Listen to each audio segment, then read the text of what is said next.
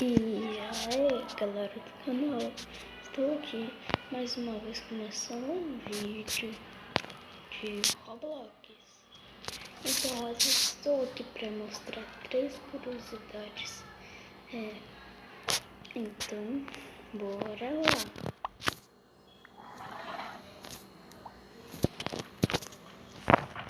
A primeira já é o seguinte, uma coisa bem interessante que muitas pessoas não sabem, ou vocês podem saber, só que a maioria não deve saber. Que nem isso daqui que eu vou fazer é uma das coisas principais para aprender a jogar de humano. Que nem, deixa eu ver, é por aqui, ó. Aqui tem uma planta que ela te dá dano. Se você não deve estar acreditando em mim, é o seguinte, é essa. Olha, viu? Ela dá até bastante dano.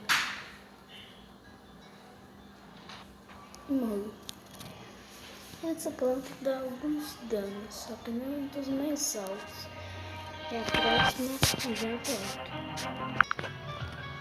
Então, galera, voltando do aqui, a próxima curiosidade é como esse carinha é. Então, vamos lá. A primeira, muitas pessoas que jogam com ele sabem que dá um pulo dos altos. Ele dá um pulo bem alto.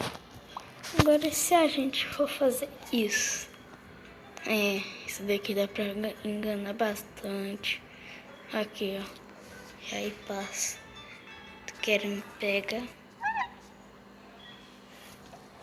Então isso daqui até é bom. Só que ao mesmo tempo é ruim. Por quê? Porque se você tá de carnívoro ou tá jogando com seus amigos pra tentar caçar você, você pega isso daqui e vai lá e faz esse bug. Então, o lado ruim que é, os treinadores devem ficar muito perto. Tipo, aqueles carnívoros ali estão tentando me pegar. Então, bora pra terceira curiosidade.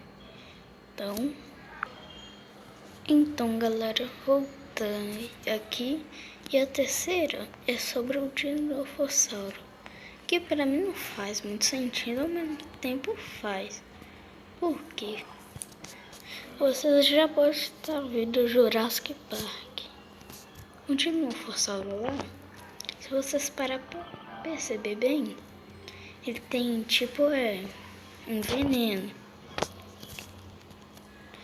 Ele tem esse veneno, só que daqui do Roblox não tem.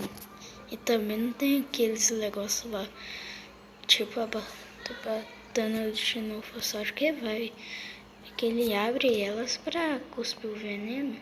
Eu acho isso bem estranho. Só que também, se parar pra pensar bem, o dinossauro do filme também tá bem errado. Então, espero que vocês tenham gostado do vídeo. Então, deixe seu like, se inscreva no canal. Então, valeu e fui!